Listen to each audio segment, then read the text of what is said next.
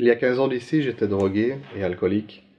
Euh, Ma première pensée le matin, c'était comment consommer de la drogue, comment fumer des joints, comment retrouver l'alcool que j'avais besoin de consommer. Et c'était la première chose à laquelle je pensais et la dernière à laquelle je pensais. Euh, Ma vie n'avait pas spécialement de sens, à part celui-là. Et à force de- d'utiliser toutes ces substances-là, hein, je me suis retrouvé à rencontrer des gens de ce milieu-là, à vivre uniquement avec eux et à descendre toujours plus bas dans la recherche de la défense maximum. Et plus le temps passait, moins les choses allaient. Donc aussi bien avec mes parents, ma famille, je m'isolais, je me retrouvais de plus en plus à l'écart de tout le monde. Et sans m'en rendre compte, je vivais tout le temps avec les mêmes personnes. Et mes études ont décliné aussi vite que tout le reste.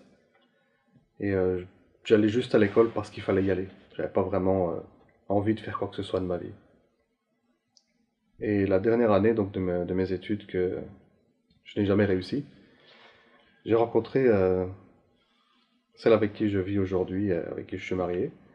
Et à ce moment-là, donc c'était une amie de classe, une amie d'école. Et il y a tout de suite eu un contact vraiment positif avec elle. Et on s'est mis à partager beaucoup de choses, à discuter de notre vie, à discuter des comparaisons d'opinions, discuter de ce qu'on pouvait penser de tel événement, de telle chose. Et on en est tout naturellement arrivé à discuter de s'il y avait une présence ou quelque chose qui dirigeait notre existence, ou si quelque chose pouvait améliorer nos vies. Et Dieu m'intéressait pas du tout. C'est quelque chose qui m'était totalement étranger.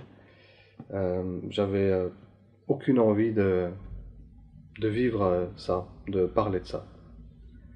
Et après une discussion assez soutenue avec elle, c'était très tendu. Elle m'a dit une simple phrase, elle m'a dit, écoute, est-ce que tu peux simplement ouvrir ton cœur une fois? Et c'est vrai que là, la- la- cette phrase-là m'a marqué. Et je me suis dit, bon, allez, ouvrir ton cœur, comment est-ce que tu vas faire ça? À quoi ça correspond? Et je me suis posé, je me suis assis, je me suis dit, bon ben voilà, à partir d'aujourd'hui, si Dieu existe, je suis prêt, voilà. Prouve-moi que tu es là. Et simplement avec ça, avec cette manière simple de m'approcher de quelque chose que je connaissais pas, quoi. J'ai senti quelque chose de différent. J'ai été bouleversé.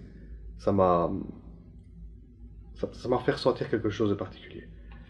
Pourtant, je suis pas quelqu'un qui vit, qui recherche le sensationnel, mais j'ai ressenti quelque chose de différent à la seconde où j'ai décidé d'être moins dur, moins bloqué.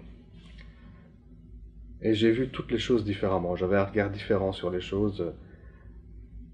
J'avais envie de vivre en fait. J'avais vraiment envie de vivre. Et plus le temps passait, ça n'a pas été simple, ça s'est pas fait tout de suite, mais plus les choses changeaient autour de moi. J'ai découvert en fait qui était réellement Dieu et ce qu'il voulait de moi. Je m'appelle Zidane, voilà mon histoire avec Dieu.